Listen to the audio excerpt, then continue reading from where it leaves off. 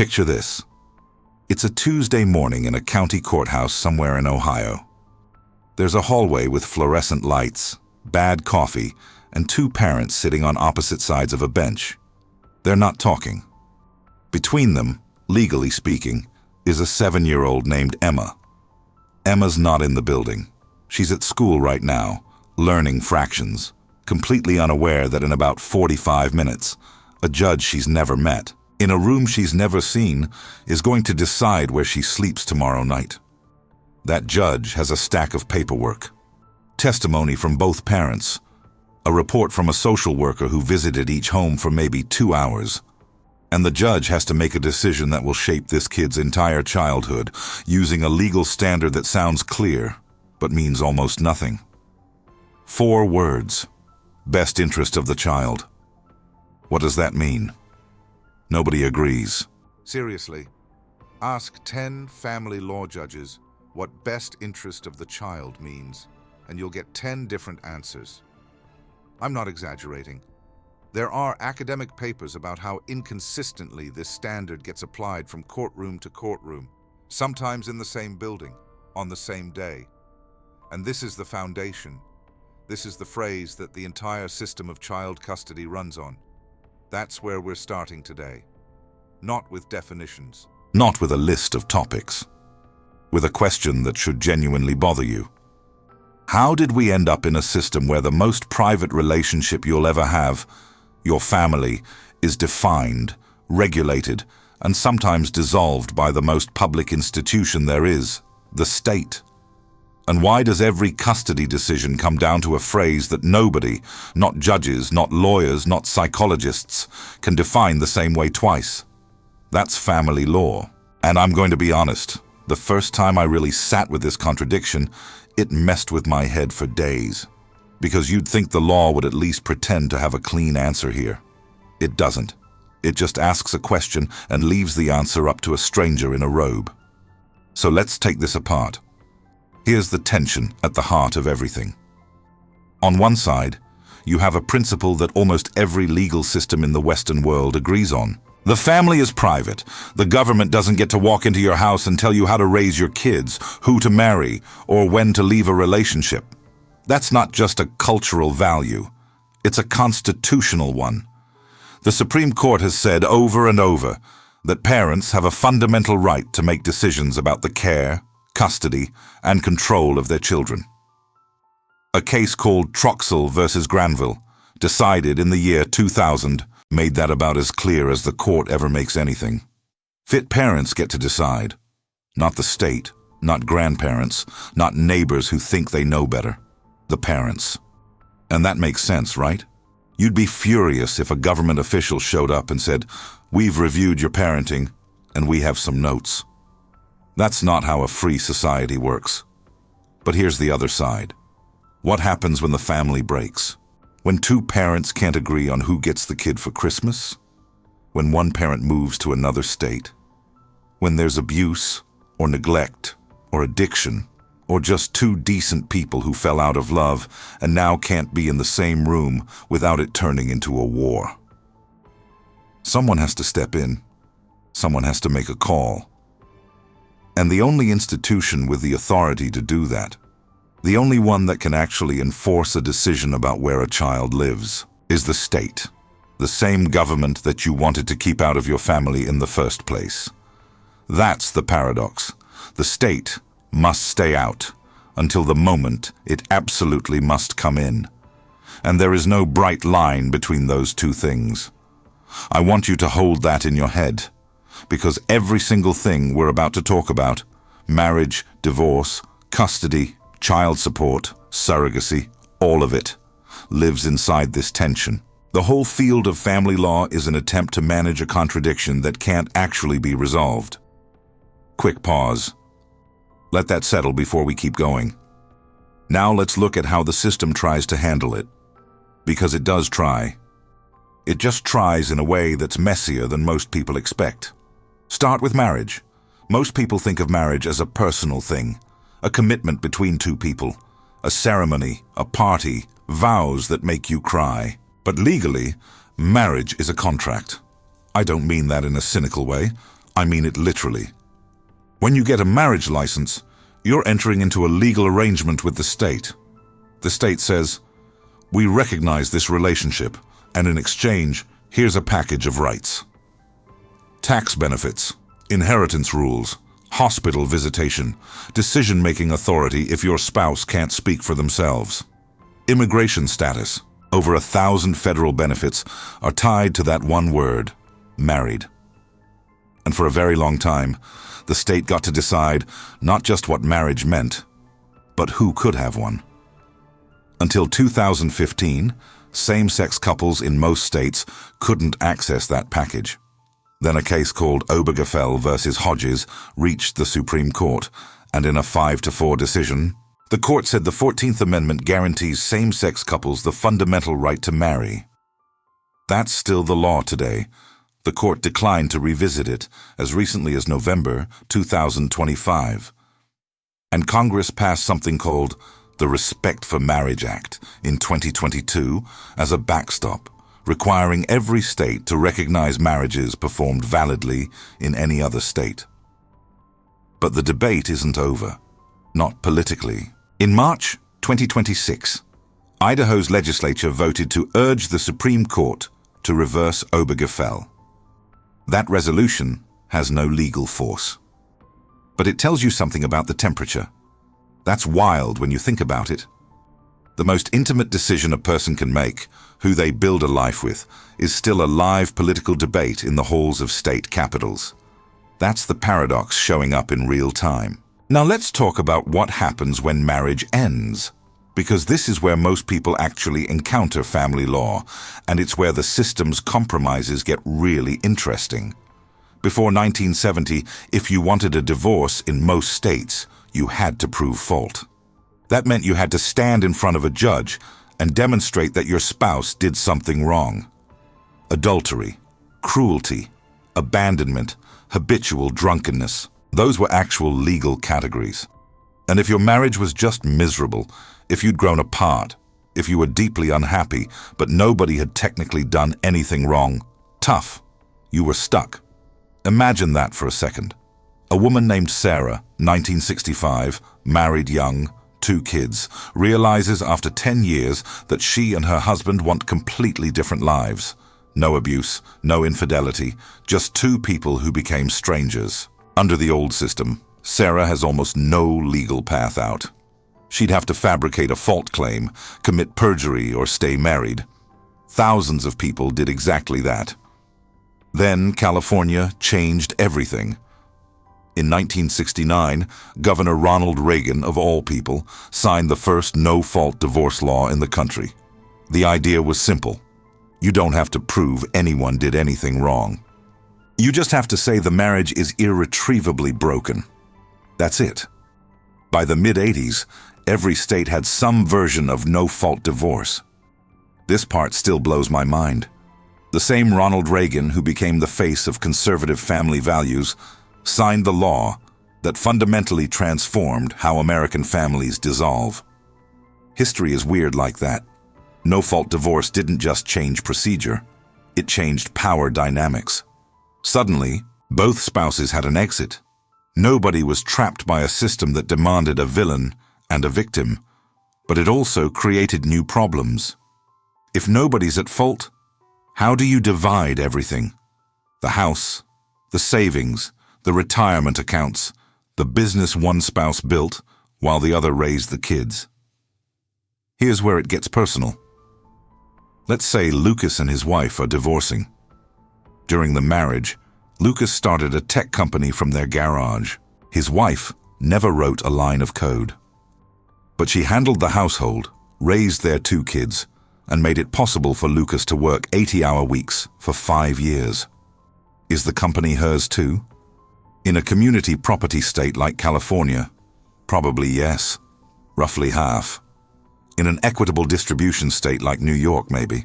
It depends on what a judge considers fair, which might not be 50-50. The answer literally changes based on which side of a state line you're standing on. Same marriage, same facts, different outcomes. And that's just property.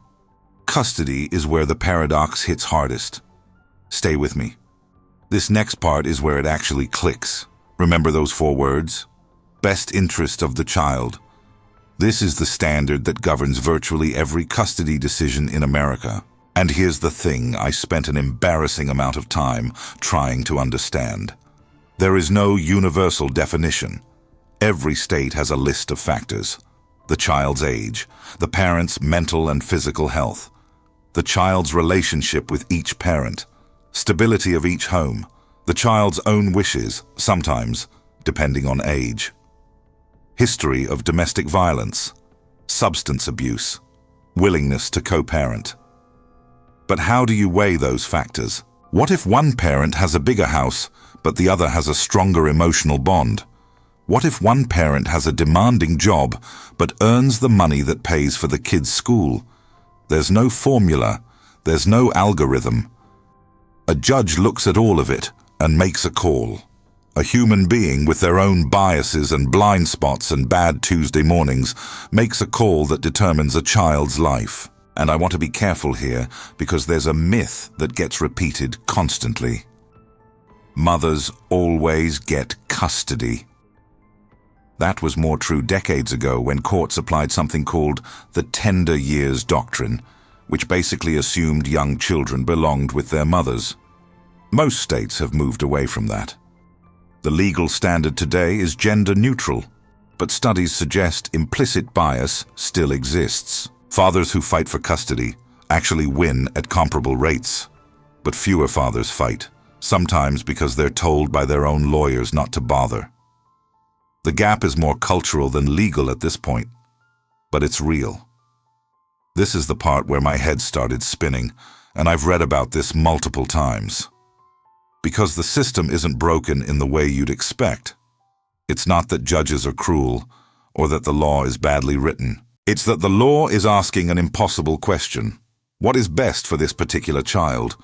And it's asking a stranger to answer it in a few hours based on incomplete information. That's not a flaw in family law. That is family law. Now here's why this paradox doesn't resolve, and probably never will. Family changes faster than law. Think about what family meant in 1950 versus what it means today. In 1950, family meant a married man and woman with biological children. That was the legal default, the cultural default, the only model the system was designed for. Today, a family might be 2 dads and a child born through surrogacy. It might be a grandmother raising her grandchild because both parents are incarcerated.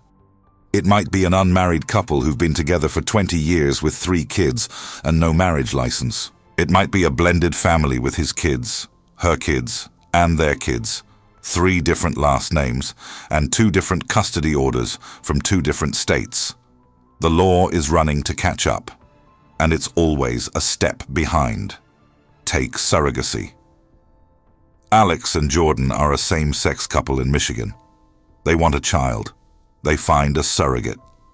Michigan just passed something called the Family Protection Act in 2024. It legalized commercial surrogacy, gave both parents equal legal rights from birth, and simplified the birth certificate process. Great. But if Alex and Jordan move to a state that doesn't recognize surrogacy agreements, suddenly the non-biological parent's legal relationship to their own child is uncertain. Same family, same love.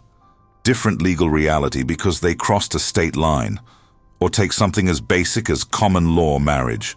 There's a myth that if you live with someone for 7 years, you're automatically married.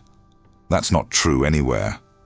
Only a handful of states recognize common law marriage at all, and even those require more than just living together.